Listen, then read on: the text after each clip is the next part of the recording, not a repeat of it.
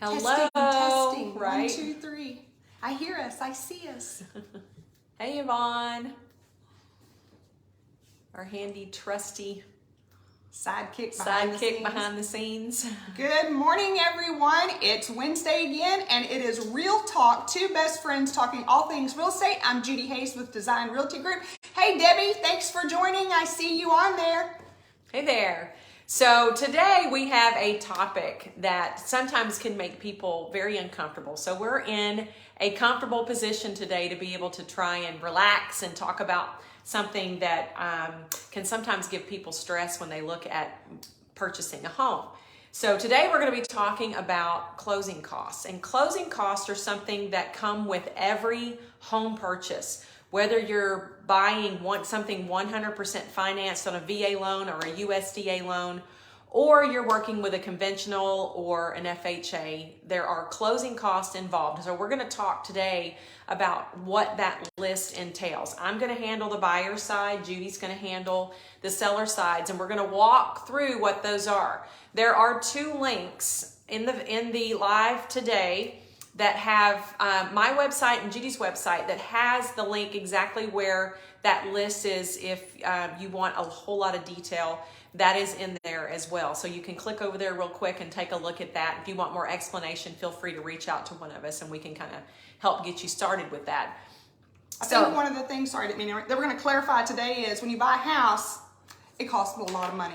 You have a down payment. Everybody pretty much understands that on most homes, but they don't know a lot of times what closing costs are. So that's what we're going for. So here's the short story. Closing costs are like death and taxes. You can't get rid of them. If you're buying a house, you're going to have somebody's going to be paying. Somebody's going to be paying for them. And so what we're going to do is set those expectations for you because there are loans. Darla does a ton of VA loans. I do a ton of USDA loans. Both of those loans are 100% financing. That's great. But there are still closing costs, so that does not mean you cannot have any money. And a lot of times veterans especially think that. They're like, it says I don't have to have any money down. That's correct. You don't have to have any money for a down payment, but there's still closing costs. So Darla's going to lead us with the buyer portion of exactly what fees are those, Darla, that the buyer has to be prepared for. Right. So we're going to talk first about if you make a cash offer on a home. So a cash offer is one of the least expensive in terms of closing costs because there's no lender involved and there's no escrow involved. So you're basically going to have, depending on how we negotiated the contract, potentially a title policy. A lot of times that is something that's paid for by the seller, and we'll explain that one day when we talk to title companies.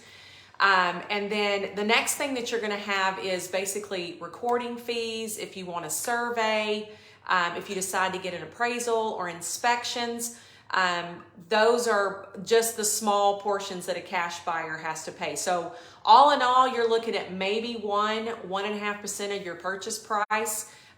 Really all depends on what we end up negotiating and what the total purchase price of your so cash is obviously a lot less expensive. Again, like Darla said, your lender's not involved in the escrow. Those are your two big ticket items when she gets detailed on the buyer's end. Right.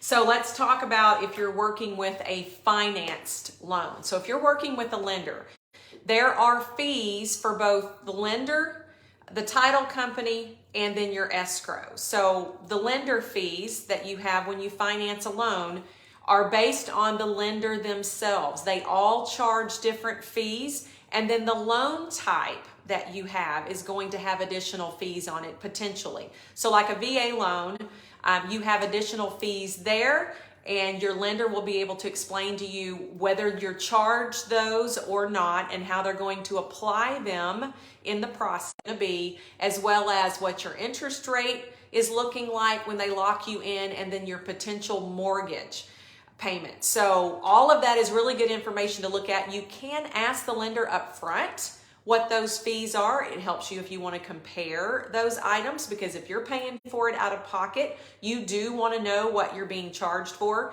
And when she said that, just to jump in there, so if you go on and you get a pre-approval, just like everything else, we're going to encourage you to shop your lenders. Like we keep saying, not all realtors are the same. You need to do research on your realtor. Same thing with your lender. What's the interest rate? What are their fees? That, when she keeps saying lender fees. That's how they get paid. Okay, Right. they don't get a Nothing's- piece of your yeah. monthly mortgage. Right. They get paid when they're processing and doing your loan. Right. So there's fees that are adjustable in there and negotiable, and they're different with different lenders. So once you have that and you lock in, we have preferred realtors, and there's a reason for that that we'll go into. Hey, Jeannie, thanks for joining us, and Robert, we see you guys. Everything is negotiable, but the more powerful, the higher your credit score is, honestly, the more power you're going to have to negotiate with these folks, okay? A lot of times your buying power has a whole lot to do with what you pay for. Again, your loan, the type of loan that you have makes a difference because there's different fees depending on the different loan types that you have. And understand that we have preferred lenders. And the reason that we have those preferred lenders is because we've done the research. We know what they're doing with our buyers. We can get a hold of them when we need to get a hold of them. And we know that those costs are important to y'all. So understand that when we say and we're giving you options, we want you to know we use those people because it's a benefit and beneficial to you, as well as to us in the sense of we know they can help get you closed. Well, it's a relationship business. Number one, they know us, so our files go to the top, period. Right. Number two, they have a proven track record of closing contracts on time. We will have to have a whole other video about that because if you have a legally binding contract, the fun part, when you're house hunting with Darla and I, we have the fun part, we're looking at the house. Once we get a contract and we're fully executed, we are now putting the control in the hands of the lender. So if the lender's not doing their job and not doing it timely and we don't close on time, there's a potential that you can lose your house and all the money that you've put up because the lender's not doing their job. That's a whole other video. We'll get there. But know that that's very important. Right. We're going to have discussions over the next couple of weeks with different lenders. And these lenders are going to explain and help put it into an understanding of the importance of knowing who your lender is and using a local lender. I know I'm going to have a recent issue where one of my listings dropped out due to the lender, and that buyer for that particular home, not my client, lost a whole lot of money on that deal because of that lender. So when we talk to you about using preferred lenders, there's a reason for doing that. Okay, so let's get back to the costs. Here's another thing, Darla, to focus on your closing costs. That is a big deal right now. With interest rates being higher, I did a video yesterday. It might not be out yet, but Darla's going to talk about an interest rate buy down and what that means. Right. So we have the options with some of our lenders when we're in the middle of different negotiations and things that where you can buy down the interest rate if you don't like what you're seeing or you have the extra cash, or we can negotiate it somehow in the contract where you can buy down that interest rate, which is going to lower your mortgage. It may raise your closing costs, but it's going to lower your mortgage if you're trying to get to a particular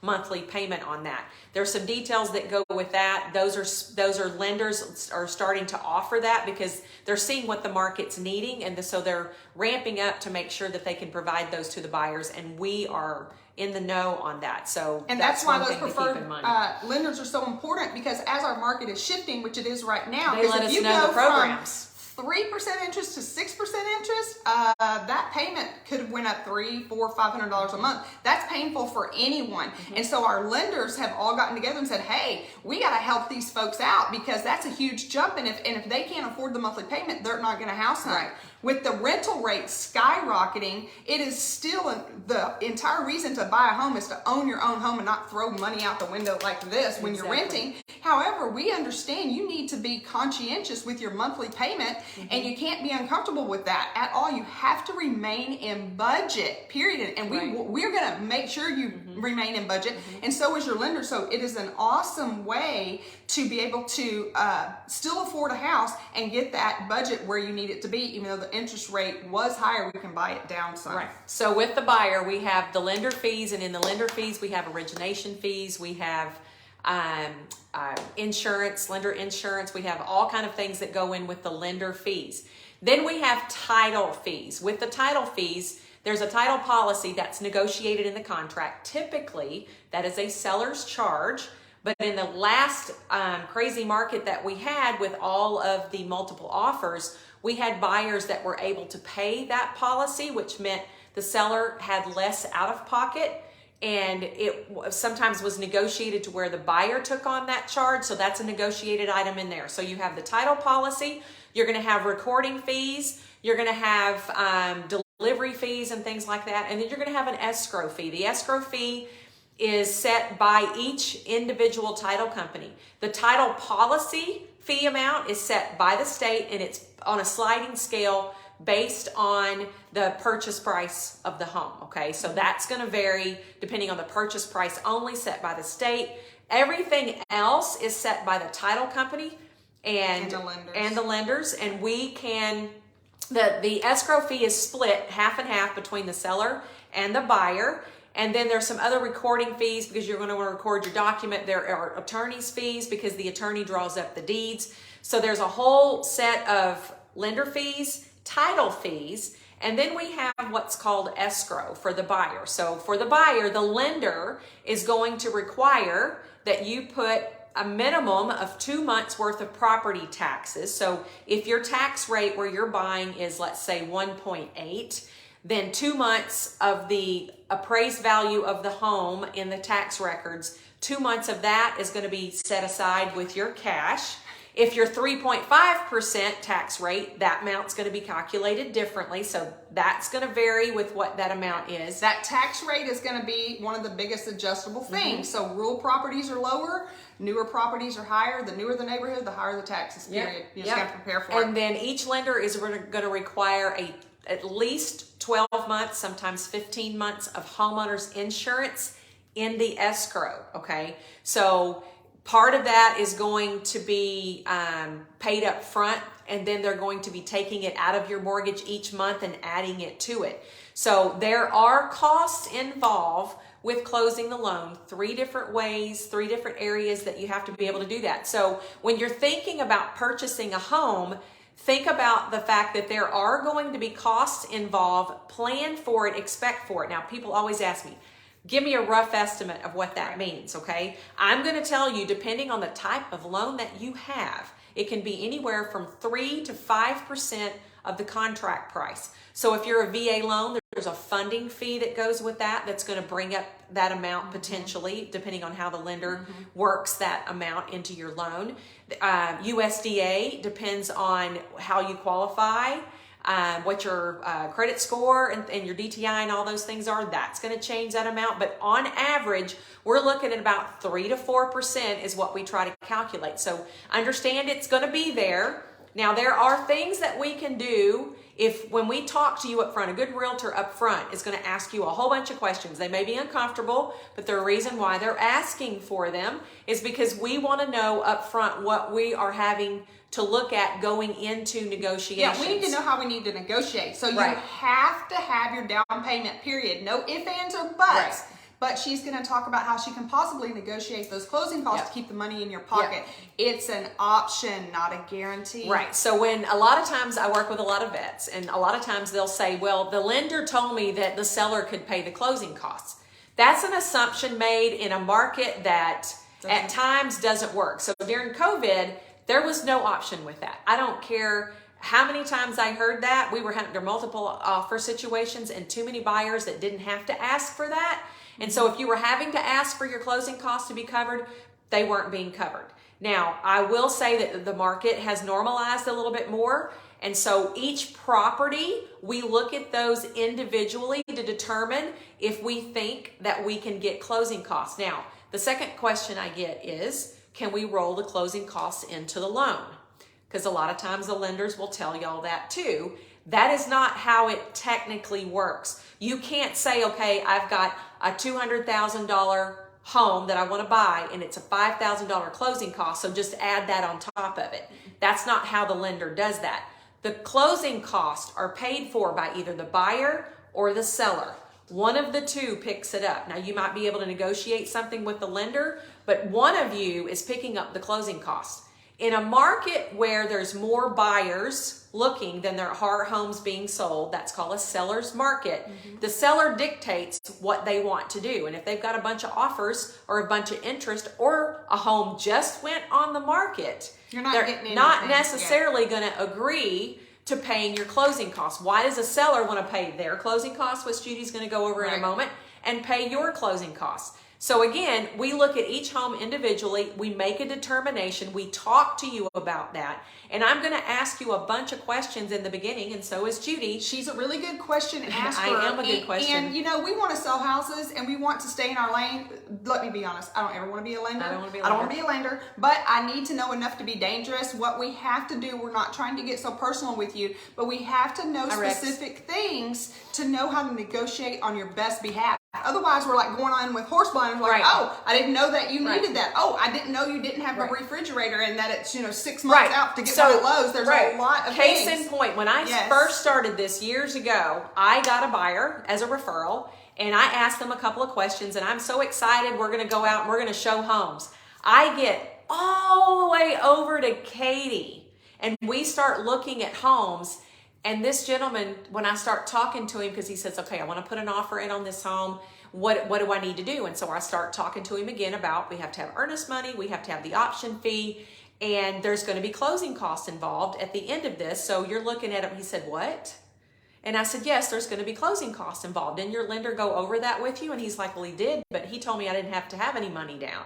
And I'm like, well, money down and closing costs are completely different. So do you have any money in savings? Do you have any cash on hand? Because that's a whole nother story, that you can pay for the closing costs on this home. And he said, well, how much is it going to be? And so I roughly told him, he said, I don't have that. And I'm like, stop, we're done. Yeah. If you don't have closing costs and I can't get the seller to pay for those, we're done. So it was a backtrack. And it was, okay, let's sit down and let's talk about what we need to do. That's why we have that initial meeting. Exactly. So we have a question from Rex. So Rex, thank you. Rex says, can you offer more on the price of the home and ask them to pay closing costs? And the answer to that question is absolutely yes. There's a but. There's always a but. Just say the home's listed for $280 and your closing cost is $5,000. We are definitely gonna say, hey, let's offer $285 and see if they'll pay our $5,000 closing costs, because it washes with the seller. And what the seller wants is, how much is my bottom line? I don't care how you get me there. I want this amount of money. So you can do that. The but is you must appraise. If you don't appraise at that amount, then the appraiser's going to come back at $285, which is what we were listed at. Then I'm the seller's agent. I'm going to go, oh, then you don't get the $5,000. So we got to be careful. And appraisers are a little smart. They kind of see that you went $5,000 above and you asked for $5,000 closing costs. We're not the first pony to ride on that show. So you have to be really careful about that. Right. So an experienced realtor is going to look at the comps before they do that. You don't just say, oh, well, it says that it's listed for $285. That's what we offer. No. We're going to go back and look at the comps and say, do we think we can get there? Okay. And if we think we can get there, then we're going to make that offer and we're going to try to negotiate that in for you. But understand that once that appraisal comes in, it's low. If it comes in under, then we've got a whole another set of negotiations going on, and you have You're going to renegotiate be prepared for one of three things. You got three things that can go on there. So. And one of the things, like Darla said, whenever you're having that initial conversation, hey, Tricia, thanks for joining us. The things that I ask you, say, hey, Darla, you're my buyer. Okay, I know your down payment is 5%. You've got that money? Yes, I do. Perfect. Your closing cost is approximately 3%. Do the math. That's another, $7,000. So do you have, $15,000 in your savings account? You're like, I have about 17, so I've got it, but that makes me tight. Makes me tight. So I would love for you, there's a need and a want. I must have my closing costs, or it would be really nice if I did. Two different things. Okay, so that's like, Darla, I'm going to try really hard to get it for you, but if you don't, you've got it covered. Yeah, but it makes me tight. So that's what we need to know. Is it a need or a want? Right. And we have been seeing a lot of homes right now that have been priced way over where they should be. And if the home has been sitting there a little bit, we know what to look for, and we can help you make that determination on how we can go in with that offer. Okay, so it's really complex. And one of these days, pretty soon, we're going to be talking for sale by owners, because we want to describe kind of the ins and outs with whether you think you can do it or whether you really need a real estate agent to do it, because it's a lot more complex than just somebody coming in and saying, hey, I want to buy your home. Okay. And then next thing you know, you're falling out, you're mad, the seller's mad, the buyer's mad, people have lost money, and it's a mess. So one of the other things in the contract that we talk about is there are items in the contract that are all negotiable, and all of those negotiable items cost money. Yep. So when we're looking at whether or not what we're offering on those things, we're taking into consideration what your total closing costs are going to be. So in the contract, the title policy, normally paid for by the seller, can be negotiated to be paid for by the buyer, or you can split that cost. The next thing is the survey and the survey insurance. Typically, the buyer is asked to pay for the survey because now they are going to be owning the home, not the seller. But there's ways that can also be negotiated depending on the home and what's going on with it. And one thing with that survey, especially with us doing rural properties, is you got to be very careful to make sure your agent's negotiating for you. If you're in the middle of Kingwood, you've got a lot and block, can pretty much tell you that survey is going to be about $500. That's no big deal, right? Right? Well, let's go talk about 20 acres in, Cleveland, Texas, that's never been surveyed before. It could be more like $3,000 or $5,000 or $6,000. So when you agree to check buyer will pay or seller will pay, make sure you have a general idea of how, that cost because that's is. a big difference. That's a big when you jump. start getting large tracts of land and they're fully wooded and these surveyors can't get in there, right? That's going to be a pretty penny, not $500. So right. So a couple of the other things, you have a home warranty that you can ask for. Originally, we write the contract for the seller to purchase that. If they agree not to do that, they don't want to do that, you can definitely purchase that on your own. So that would be a cost to you. And those are all things that we talk about and line out in the loan estimate. And then one of the last things is the homeowners association. So if your home that you're looking to purchase is in part of a homeowners association, there are fees that go with that. Typically, they're $200 to $300, depending Angela, on how the policies are written for the homeowners association.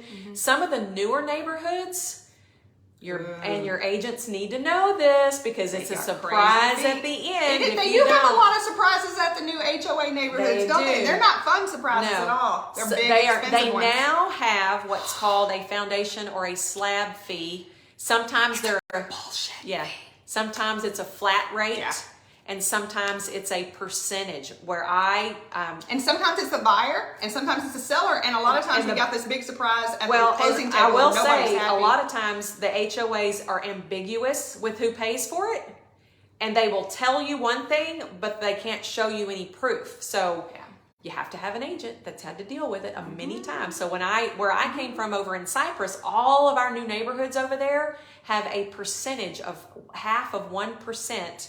So if you're talking about a $570,000 home, you're talking about a $2,500 closing foundation fee that's added to the buyer's side for the HOA. Unless it's negotiated. So make sure that you know your realtor and what they're doing, because those things can be very surprising. Those fees are really in your newer neighborhoods. So they're kind not of in if the you're older looking at neighborhoods. a new neighborhood, it's kind of like ding, ding, ding, ding, ding.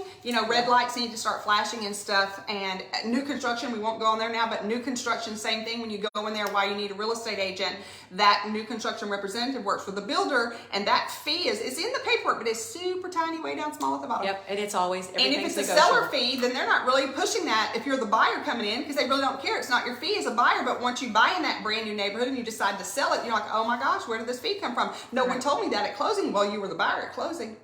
Right, and that's a very good point, because it happens. You don't even know you paid for it, and then when you go to sell the home, you've paid for it twice. So we won't even go there. So Judy, let's talk about. We're going to talk about the. We're going to talk about the seller's side of this. So Judy handles a lot of the seller's sides of it, so she can go over kind of what we're looking at for a seller's closing costs. Okay, sellers. Short story, it's generally about 6 to 7% to sell your home. Where does that come from? Well, your biggest price tag on the listing side is the real estate commission. In case you don't know, a standard real estate commission is 6%. That's 3% for the buyer's agent and 3% for the seller's agent. Yes, you just heard me right. The seller pays the buyer realtor. And everybody's like, what? Well, on the buyer's end, it's free representation. So it's a little painful for your sellers. It's kind of our industry standard, but know that when you list your home, generally you're going to go buy one. Generally. A lot of times we're stepping up. Sometimes we're stepping down because we're becoming empty nesters. Whoop, whoop. Just know that it's painful on that end, but you don't have to pay the realtor fee on the buy end. Correct. So you've got your real estate commission. That title policy that Darla talked about, there's always a generally speaking, it's kind of generally a seller's fee, but it is negotiable. So if there's multiple offers on the table, you can expect or hope your buyer's going to offer that up. But again, what your buyer really wants is me to do that net sheet and tell me how much am I getting at the end of the day when we close. Prorated taxes and insurance. So same thing, depending on your neighborhood and when you close, the tax rate, whether you buy or sell, is generally the most flexible, adjustable thing of the pricing that we have to estimate for you guys. So from January 1 until the date you close, so let's just say you close on July 31st, the title company is going to take your appraised tax rate. So let's say your taxes are $7,000 a year. They're going to divide that in half. That was 6 months, or 7 months. What is it? 7 months. They're going to take that from you at closing because they're going to make sure it's paid at closing. Same thing with your homeowner's insurance and your HOA. Know this. Taxes are paid in arrears. So when you pay your taxes in January, it's for the prior year. So the title company is going to collect from January 1 to the date you close, and you're done. You don't have to deal with it. If you have an escrow account that's taking, monthly payments for your taxes and insurance, they are going to reimburse you about 3 or 4 weeks after you close. So you're not getting double dip. Go, hey, I'm paying my mortgage company. You are. They're going to give you that money back. You get that escrow money. You get it back. So if you want to know how much is in my escrow account, pick up the phone and call your mortgage, and it's all of it's automated. It says, ding, how much is my payment? Ding, how much do I owe? Ding, what's in my escrow account? Then you'll know, and we're going to estimate that for you. Items also that we negotiate, it's a home warranty when we are with our buyers. Those can go from $400 for a basic one to $600, $700, $800 for homes with swimming pools and other things that they want to have covered on there. So why would a buyer want a home warranty? To me, the number one thing that I feel a home warranty, and actually I had it on my own personal home, and I've actually had the biggest claim that I've ever done in 13 years is your air conditioning, your heating unit. They're covered on there. I had a home in the Woodlands when I sold it, and when the inspection came through, I can't even tell you what it was now, the coil, something very expensive, condenser, something like that, and my home warranty covered it for $60. So there is a, what is that called?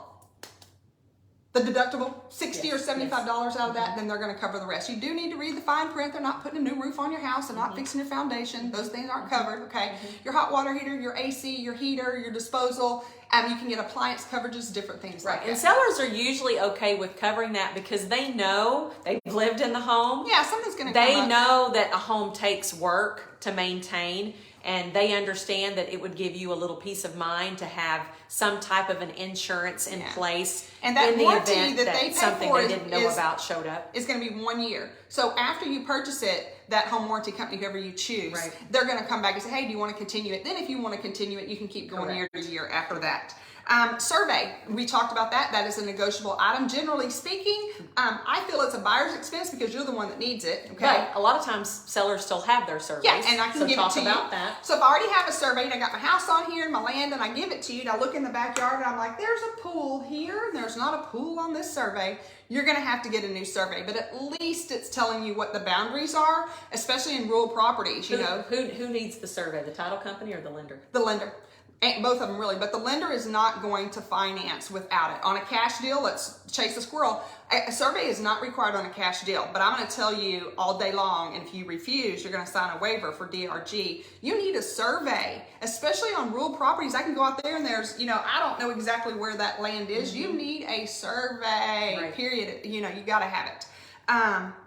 Seller contribution. So on the seller's end, here's a question that I get all the time. I'm the buyer. I've come in. I've made an offer, and I ask on the line for the seller to contribute $5,700 to my closing costs. It's called seller's contribution. So now what? So now I do an updated net sheet with my seller. Said, okay, our sales price is $300. They have agreed to pay full price for our home, but they've asked us to pay a home warranty. That's $400. You good with that? Yes, ma'am. They've asked us to pay $5,700 in closing cost. $5,700 of their cost. What?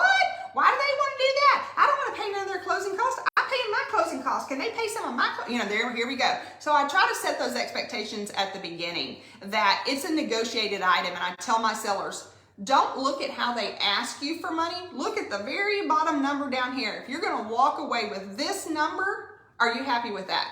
If you're not happy with that number, you tell me what number I need to get to and let me negotiate it with Darla. Let me determine how, don't be, because sales are like, I'm not paying anybody's closing costs. I'm not doing it. Well, you told me your bottom line was this and we're $10,000 over that. Why do you care? But a lot of older people are, they don't like that at all. Right. So it's making them explain, here's the bottom line we're looking at. Let me get you there. Right. Don't worry about how we got there. Well, look at the paycheck. And the way that I explain it to my clients when they do agree to this is, okay, they've now offered and agreed to pay this portion of your closing costs, mm-hmm. okay? So now when you go through and you do inspections or things like that, we're going to take into consideration the fact that they have already put forth $5,700 of their money.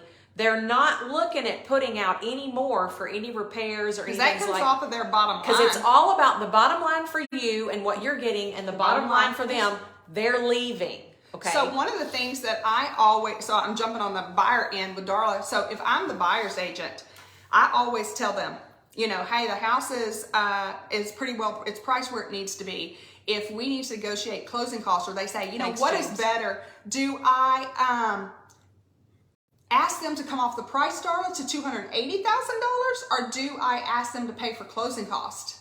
The answer to that is always going to be, we're going to ask for closing costs. If I asked Darla to reduce the price of the home by $5,000, it may save you $1 a month. No one cares. Maybe $10 a month on your mortgage. But the cash in hand of $5,700 is hard cash that you don't have to bring to the closing table. You can use it for moving. You can keep it in your saving. You can do repairs. You can buy a refrigerator, washer, and dryer, which we're going to throw in real quick. They're not always included. And when you ask and you walk into a house and you're like, hey, let me ask for the refrigerator, washer, and dryer. It's no big deal. You want to do the math on that?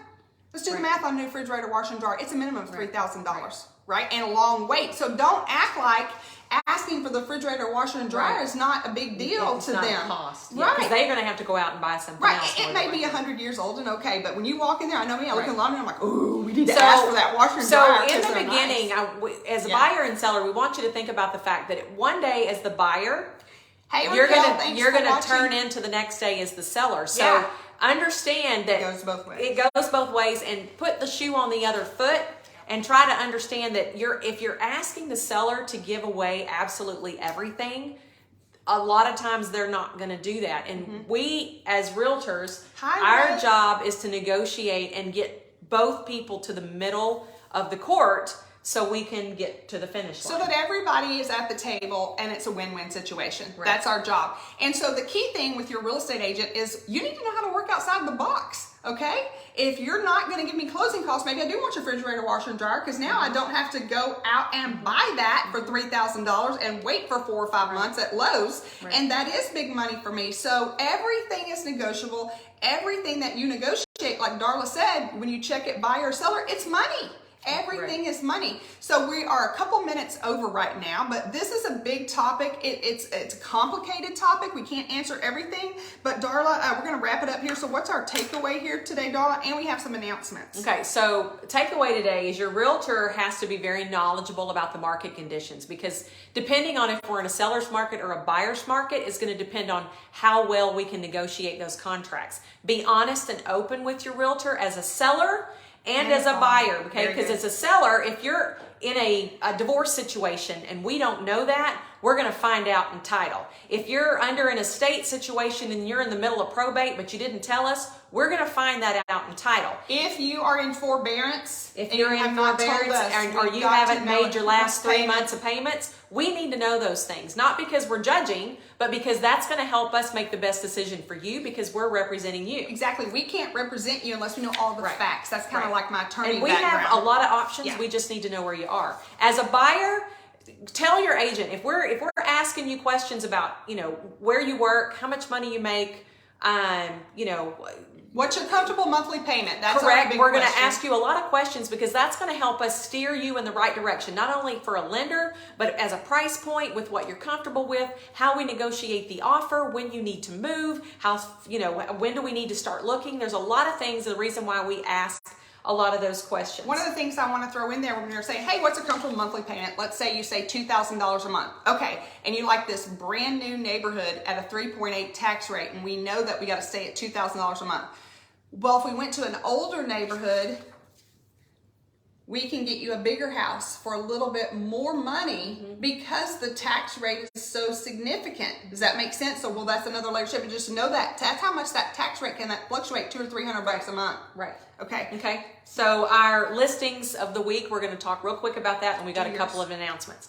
So I have a listing in Kingwood at 4310 Haven Glen. We did a open house on it last week with Alexis, and we had a great turnout for that. That home is still on the market, and it is a great 2-story,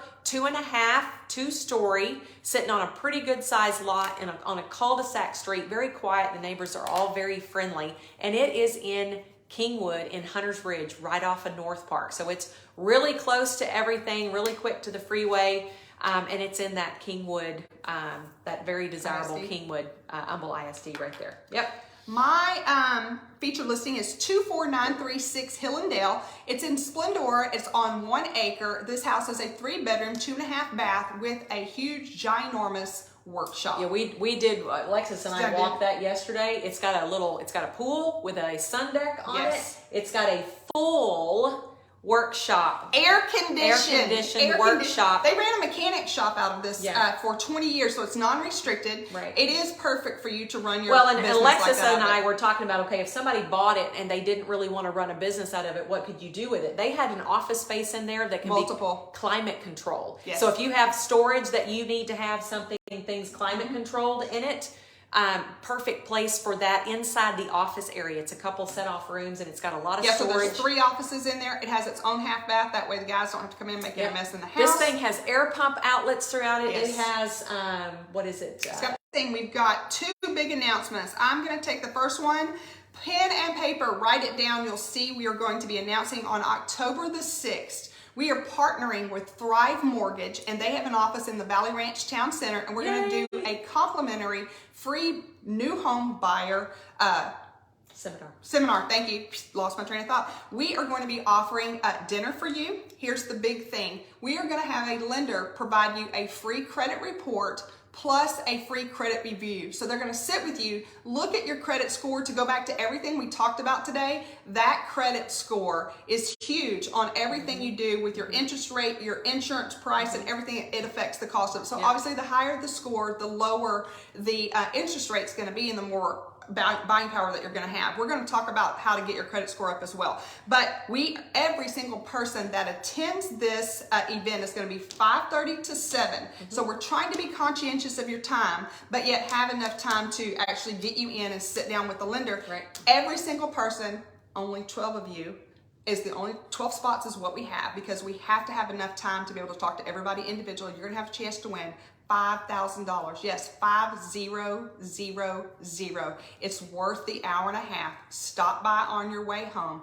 You're going to see it. You're going to have to register. We have a QR code. We'll have it in the comments of this, but that is going to be super huge. Again, Thursday, October the 6th. So if you've been thinking about it, wondering if you qualified, you're paying rent and on a home that you live in, you're paying somebody else's mortgage. Why not look and see if it's something that you can pay your own? Let's pay your own. Own. Let's put equity into your own pocket. Number one. Number two, if you're in an apartment, we've got some loan programs now that if you've got 12 consecutive months of rental payments, there is an option now that they're going to start looking at that. We're going to look at the lender's going to look at your credit score and a couple of different things and talk to you and see if you're not ready now, maybe you're ready 6 months down the road, 12 months down the road. But it's always good to know what position you're in, because I think how to work to make that score up. And one of the greatest privileges in America is you're able to own your own home and the land that you purchase with it. Not every country does that. And so it's one of the biggest American dreams that people have. And if you're interested in knowing that or what you need to do to get there, come by, reserve a spot online. We're going to put the link here. Reserve the spot, get your dinner paid for, sit down with Dina and get your credit run. And we can talk to you about how the process works and where you need to be. And also know, if you are in an apartment, we will buy you out of your lease. Yep. We just need to know how much that is. We're going to buy you out. There's no sense in you continuing to throw that money away. Let's get you into a home. Right. We're always going to talk about our next announcement, which is tomorrow. Woo! Tomorrow we are going to be at EMC at a business expo. Okay, This is put on by the East Montgomery County Chamber of Commerce. So there's going to be all kind of businesses there. Like 35 booths, I think. Right, booths that you can come by. You can get goodies. You can get information on things that maybe you've been interested in. They're running a really big deal on this. It's like 12 to 5 tomorrow only. And we have a breakout time where we're going to be talking buyers, sellers, the market, and commercial. That's going to be from 2:15 to 2:45. Pop in there, and then we're going to be available at our booth after, where you can come ask questions. And then we're going to have some really good information there. And then you're going to be able to follow up with you if you want to, or send someone over to register for the buyer seminar. Yep, and we are also going to have the chance to win $5,000 if you attend our breakout session. Yep, and we've got a lot of goodies too at our booth. Yes, we have free stuff. We have lots of free stuff. Cheryl Chinnan is our commercial division leader. She's going to be there as well, kind of talking about how our current market affects your business in the East Montgomery County area. So please stop by and see us again. She's going to let you know what's coming in. Oh, everybody's excited about Target. We already know that. Yeah, Target's going to bring a lot. We have a lot of things coming this way. So we appreciate your time today. Yep. We went over a little bit. I mean, we talk as fast as we can, and it's so hard to get everything in. So Thank you. next week, my plan is Judy is on vacation, so I'm going to be solo, but I'm going to have I'm going to have a partner with me. We're going to be talking. She's going to wrangle up somebody. I like to break some necks. Somebody be like. But I'm going to have a lender, and we're going to talk VA loan. Very good. So if you know someone, or you are interested in, hey, I'm a vet, do I qualify? Yep. What does it get me? What do I get from it? It's a very wonderful loan product for all of our vets and our active military. It's a great product. I probably close 85% of my clients, and I love them all, are VA loans, and I love to work with them. We've got a lot of programs to help if you don't have closing costs and the seller won't pay for them. There are some programs if you qualify. That's something to keep in mind. And I'd just like to say thank you for your service. My dad was in the Air Force. My son-in-law uncles, is a vet. Yes, yep. Everybody. It's very Grandfathers, important. Yep. Thank you for all your service. We wouldn't be here. We wouldn't be able to buy houses and land in America if it wasn't for our veterans. Yep. It's a great program for them, and I want everyone that has an opportunity to use it to understand exactly what the benefit is. So tune in next week. Let your friends know if you know, because it's going to be some really good information. Darla's going to be solo, so y'all just shoot her up with all the questions and everything. I'll be beachside. I'll be thinking about y'all with the drink in my hand and beachside. Yeah, I didn't get the invitation. Yeah. Y'all don't call me next week. Bye, y'all. Thank you.